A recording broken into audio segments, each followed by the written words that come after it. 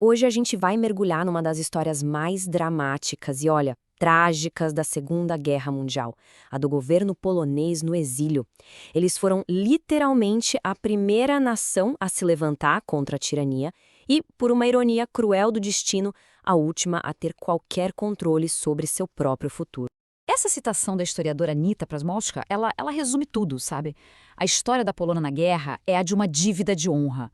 Uma dívida que, por pura e fria geopolítica, simplesmente nunca pôde ser paga. Bom, tudo começa em setembro de 1939. E o que acontece ali não é só uma derrota militar, é o colapso total de um Estado, uma situação que força toda a liderança do país a uma fuga desesperada, uma luta pela própria sobrevivência. A velocidade com que tudo desmoronou foi impressionante. Em menos de uma semana, o Comando Central já não conseguia mais falar com a maior parte das suas tropas.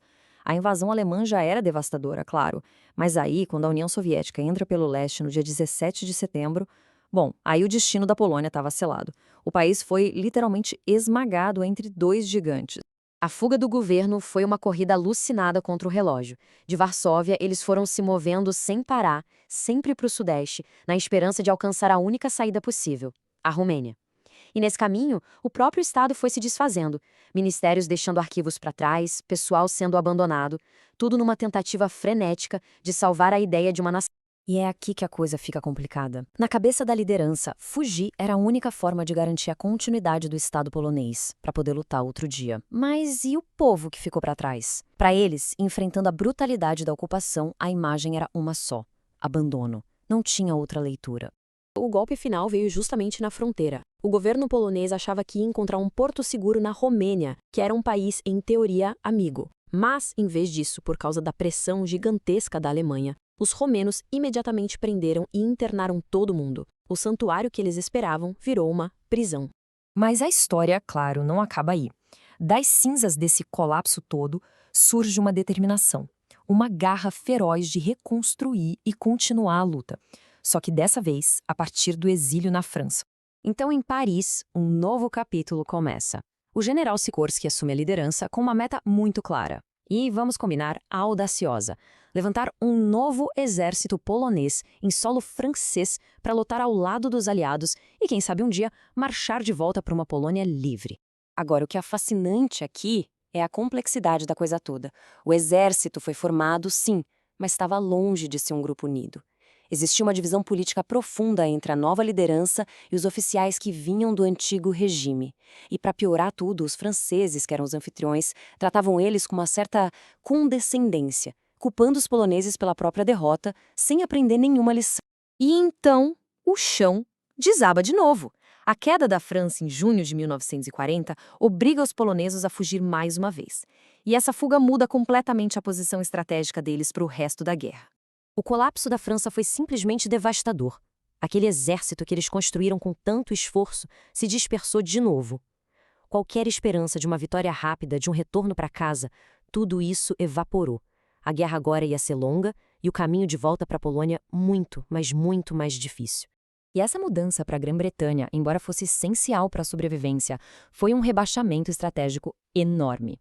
Pensa bem, a França precisava da Polônia como um aliado vital no leste para sua própria segurança. Já para a Grã-Bretanha, uma potência naval, uma ilha, os problemas da Europa Oriental eram, na melhor das hipóteses, secundários. A prioridade era defender o Império Britânico. Desde o comecinho, a relação foi puramente prática. A Grã-Bretanha precisava desesperadamente de gente treinada, pilotos, soldados, marinheiros, e os poloneses tinham isso de sobra. Mas na hora de apoiar as metas políticas da Polônia, como, por exemplo, restaurar as fronteiras do país, o interesse britânico era mínimo, para não dizer zero. E se não bastasse, a situação fica ainda mais bizarra. A Polônia se vê forçada a se aliar com o mesmo país que a invadiu. É um dos paradoxos mais cruéis de toda a guerra. A invasão da União Soviética pela Alemanha em 1941 mudou o tabuleiro inteiro. De repente, o inimigo do meu inimigo é meu amigo, certo? A Grã-Bretanha precisava manter a URSS na guerra a qualquer custo. E com isso, o governo polonês no exílio foi jogado numa posição diplomática simplesmente impossível. Olha só essa tabela. Ela deixa o problema claríssimo. Os objetivos eram irreconciliáveis. Não tinha como dar certo. A Polônia queria suas fronteiras de 1939 de volta, ponto. A União Soviética queria manter o território que ela tinha tomado em 1939. E a Grã-Bretanha? Bom, para eles o importante era derrotar a Alemanha, e as fronteiras polonesas eram só um detalhe, algo negociável para manter o Stalin feliz. A posição da Polônia era, francamente, insustentável. E se ainda restava alguma dúvida sobre as promessas das grandes potências, essa citação do Churchill é um soco no estômago. A Carta do Atlântico prometia autodeterminação para todos os povos, mas para Churchill aquilo era só uma declaração de intenções, não um contrato. Ou seja, promessas feitas a países menores eram flexíveis, sempre subordinadas aos interesses dos mais fortes.